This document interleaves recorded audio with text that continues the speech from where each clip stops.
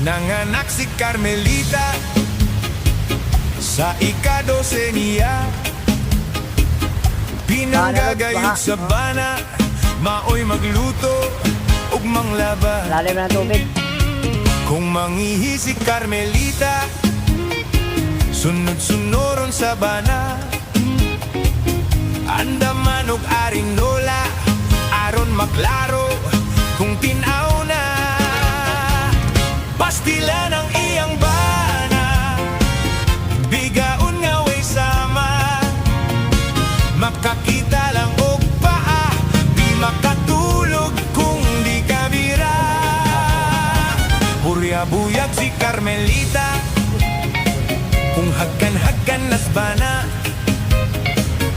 Mupi yung dayon ng mata, unya ang Inapo, no? bugan nakabuka.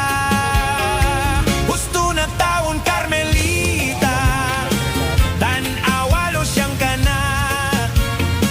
Nag-edad ka pa og 30, apan ang imong dagway 60 na.